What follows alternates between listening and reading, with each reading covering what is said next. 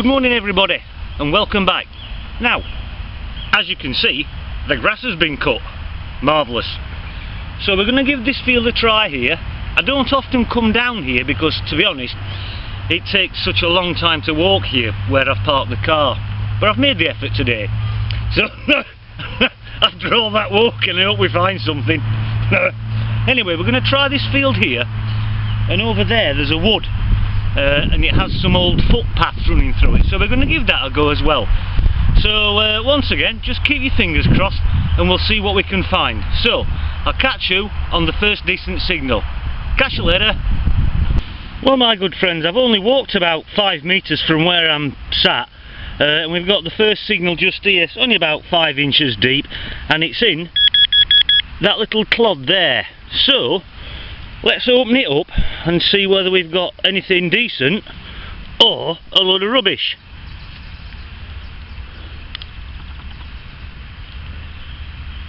It's a load of rubbish. Wherever it's gone. Oh, there it is. Now it's just a bit of copper strapping of some description. Ah well, we'll pop it in the bag and we'll crack on a bit further. Well, next signal, my good friends, cracking signal, came up at 82 on the ID scale, and it's just there, and it looks like just a harness ring.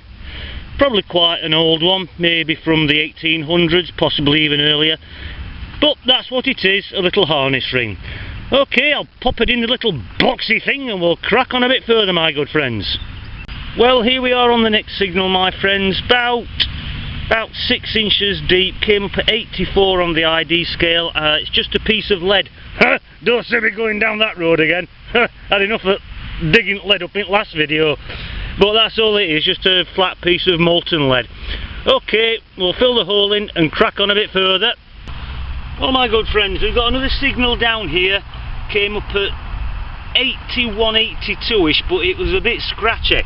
Now, if any of you are wondering what settings I use on the Technetics T2SE, at the moment I'm in the BP mode, which is the boost program, which gives you extra depth, and I'm using that because the soil is drying out very quickly, so I'm just trying to get some extra depth. Sensitivity I've got set to 75, discrimination I've got set at 10, and that seems to pretty much do the job quite well. Anyway, we've got a signal down here and it's about 6, 7, 8, 9, it's about 10 inches deep. I thought it was a coin at first, but it's looking very buttonish, and that's it just there. You can see that, and I've just given it a quick rub and yeah, it is a button. Probably a very old one, but I mean that's not bad. 10 inches, dry soil, does the job. Right, I'll fill the hole in, check it, and I'll see you a bit later. Well, here we are again, my good friends. We've got another signal down here. This is a classic example of how good the T2 is at separation, because one way it was a decent signal, the other way it was very, very scratchy with a bit of iron mixed in with it. But I've persevered with it. I've got the plug out. It's probably about 8 inches deep and it's down here somewhere. Oh, here we are. And it looks as though we may have got a coin. It looks very battered. There's no change there then, is there? I don't think there's anything on it at all. I can just see a milled edge on it, so it's definitely a coin and not a button. Although when I first rubbed it off it looked a bit buttonish, but it's definitely a coin of some description. Get off. I'll just show you that there. You might just be able to see the milled edge just there. But anyway, it's another nice find and I'm quite happy with it. So we'll put this lot back in, put the clob back in, put this in the boxy thing, and we'll get a bit closer to the woods. Right, I'll see you in a bit. Well, boys and girls, we've got two for the price of one here. When I dug the clod out, this was underneath it in the clod, and that is a piece of fossilised tree root which is approximately 300 million years old. That's what that is, a piece of fossilised tree root. Nice little find, came out of there. Now in the hole, another scratchy signal. 1 minute it was a really good signal, then it was iron, then it wasn't. But now I've found it, the reason is because it's a lead disc, but it's got a piece of iron through the middle of it. I don't know what all that's about. If anybody knows what that is, leave me a comment below, because I've never seen one of them before. Piece of lead with an iron pin through the middle of it. Anyway, it is what it is. Right, I'll fill the hole in and see you all later, my friends. Well, another good signal down here, my friends. Only about 5 inches deep. It's still in the clod, but I can see now it's a button because it's still got the shank on it just there. So let's just have a look. Never know, might be a nice button, might be a load of rubbish. Oh, it's a nice little silver button, look at that. Excuse me.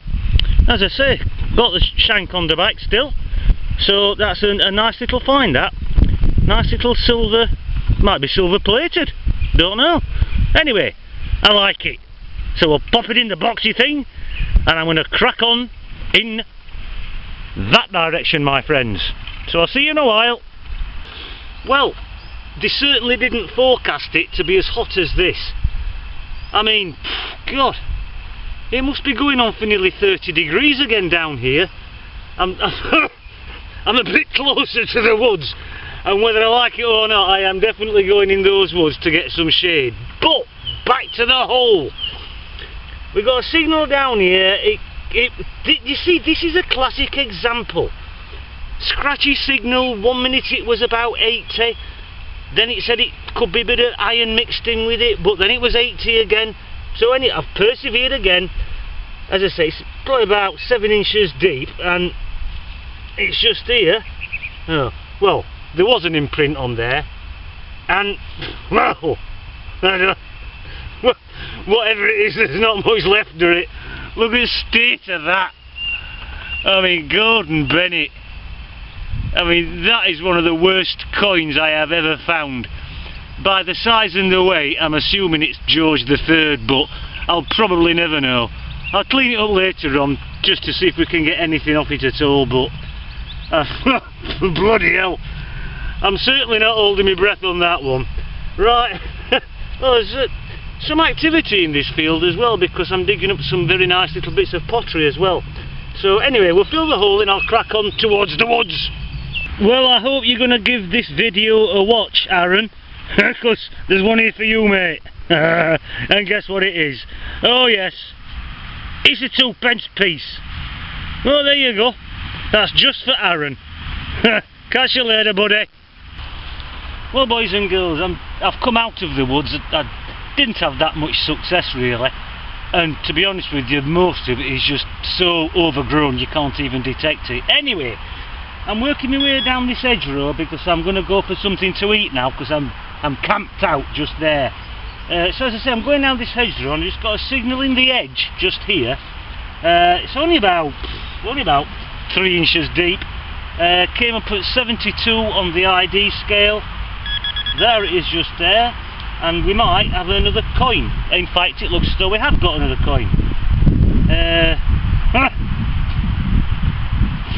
I get fed up of saying this. I don't know whether there's anything left on it or not. Let me let you have a look. That's it just there. But I mean, okay, I mean, at least actually, I might be able to see somebody's head facing right, so it could be a George III halfpenny, something like that. But at least I'm finding stuff, and that's all that matters. Anyway, I'm going for some lunch now, so I'll see you all in a bit.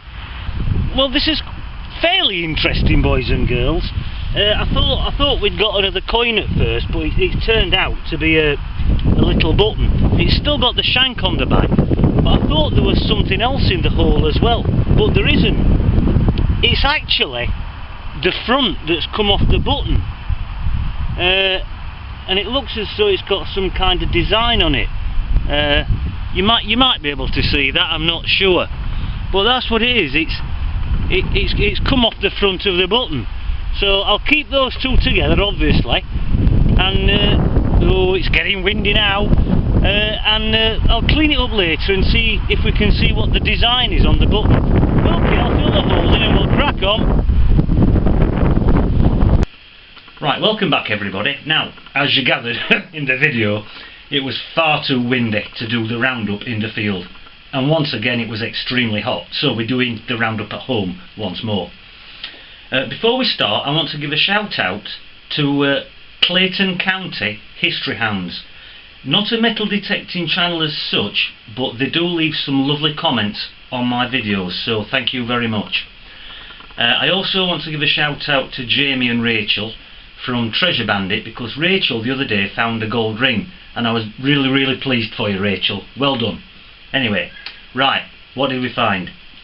Now, the rubbish first. Only one ring pull, so that's a bonus. Little swivelly thing off a piece of horse tack, something like that, not very old. Bit of scrap, more scrap lead, more scrap lead, more scrap lead, and more scrap lead, and more scrap lead, and I have no idea what that is. Haven't got the faintest idea at all. Little bit of copper strapping, that's all that was. So that was the rubbish, as you might say. I also dug up, which you didn't see, two modern 1p pieces, one 20p piece, and one that you did see, which is for Aaron from South Coast Detecting. There's a 2p piece for you, Aaron. Alright, hope you're okay, buddy. So that was those. The other coins that we dug up were these, which is a George III half penny. There's nothing on that at all. Nothing on it at all. This is another George III half penny from about 1770. You may or may not just be able to see the bust facing right. As I say, that's from about 1770. And the other one is a later one, still George III, from about 1799, another half penny. But this one, interestingly enough, has been used as an anvil. They sometimes did that while they were out in the fields, farmers. If they needed something to use as an anvil, maybe they were trying to punch through a piece of leather or a piece of lead, they just used to get a coin out of the pocket and use it as an anvil, and that's what that's been used for, a little anvil. So that's those coins there anyway. In one of the holes we dug this up, which is not metal detecting related, I know, but I think it's a lovely find anyway. It's a piece of fossilised tree root that's about 300 million years old. Eat your heart out, time team. So that's what that is, a piece of fossilised tree root. Then we just dug a harness ring up, just a bit of horse tack, probably Victorian, something like that. We dug 1, 2, 3, 4, 5 buttons up in total. This one's got some gold gilding on the back, just there. This one, just a little 4-holed button, nothing to shout about. This one, I can only assume, is a lead button. This was the one that was giving me the very scratchy signal, iron, lead, and that's because it's a lead disc with an iron pin through it. So I can only assume it's a lead button. I mean, I know they did make buttons out of lead. God knows why, the coat must have weighed a ton. But there you go. But I think that's what that is, and it's probably very old actually, probably a few hundred years old, that. Another nice button that we found, which was in 2 parts in the hole, if you remember. I've glued them back together, and on the front of it, it's got a very nice family crest, if you can see that, just there. It's an upright arm with a horn in it and a shamrock over the top. I've done a bit of research, and it's from the hornblower family, not the one that was in the films and in the books, another hornblower family, from the 1700s, so that's a nice little find. And then we found this button, which when I turned it over, it turned out to be silver, and it is indeed silver plated. That's the back side of it, still with the shank on. So that is a really nice button. As I say, it is silver plated, so must have been probably a very wealthy family, but another nice find.